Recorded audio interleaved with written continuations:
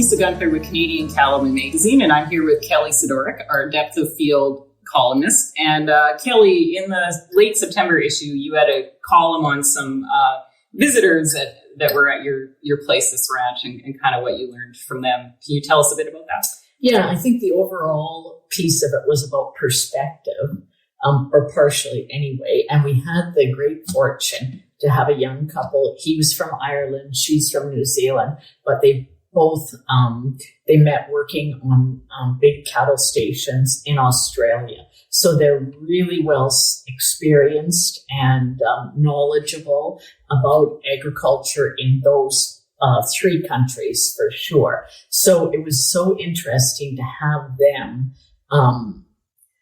working alongside us, but also then having those conversations around the supper table about, what were the commonalities? What are the differences? And certainly in the commonalities, so many of the, perhaps more on a political level, the challenges with, in agriculture of trying to, produce the very most basic commodity of food, and yet feeling like one is up against, so much back pressure or pushback, I guess you would say, from the consumers about how are we doing it? Are we doing it right? And, they echo that they're feeling that definitely in other countries, a lot of pushback from that, and trying to find a balance and a better, honestly, urban-rural connection. That isn't just happening in Canada and North America. That's happening in those other countries as well. Yeah. Well, I suppose that's not surprising. It does.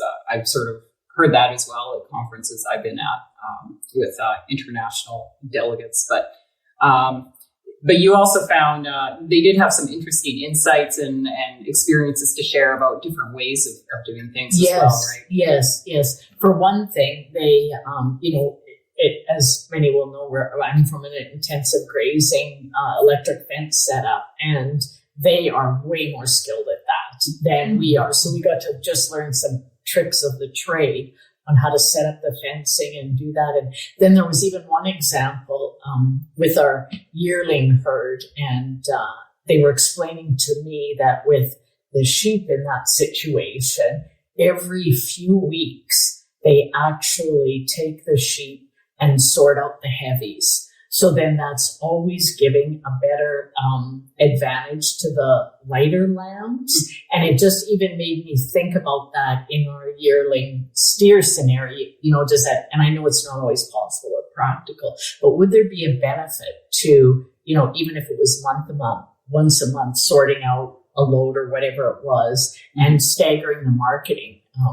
So that was one thing that really, certainly another thing that they were asking us about, because they kept seeing the pressure and challenges that we were having around water and drought. Mm-hmm. And like to them, it seemed like, well, why don't you have better water systems? And then when we tried to explain, well, for many years, we've had vast amounts of naturally occurring water in our dugouts and our streams and our ponds. And now we're, as many viewers are even in worse shape, meeting a lot of challenges around that. So that was interesting when they would put back those kind of questions to us and think, yeah, that is a priority, the water development for us, for example. Yeah. I am sure there's folks in Australia that could teach us a few things about drought. Mm-hmm. Yeah. Mm-hmm. So I was in Iceland recently, and in Iceland, they have a term for that. I think it translates to like a visitor's eyes. So it's sort of like an outsider's perspective, but it's sounds more welcoming than saying an outsider perspective, I think, right?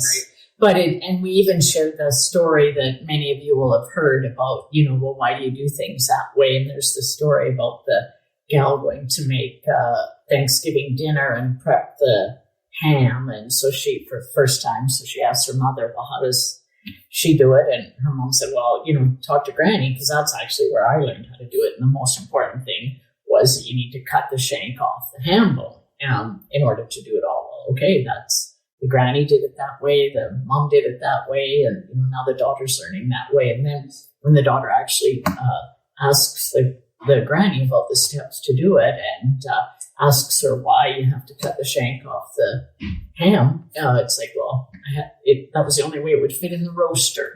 So, that particular roaster and the international delegates had a different take, but it was the same story about, why we do things. And sometimes we don't always know. And so when you're touring people around and are open to questions, because you need to be, and then you can make some discoveries about why you do things the certain ways that you do. Yeah. Anything else you want to add, Kelly, that you learned from your visitors this summer or insights that they shared? Well, I think it does go back to the first piece we talked about. We all have so much more in common, but we have a lot to learn from each other too. And, learning alongside them, they're, our kids' age. So they're the perspective of youth and was also really interesting. And we sure enjoyed having the opportunity. Great. Well, thanks a lot, Kelly. Great chatting with you again. Good. Thanks a lot, Lisa. And readers can find that column in the late September issue of Canadian Capital Magazine.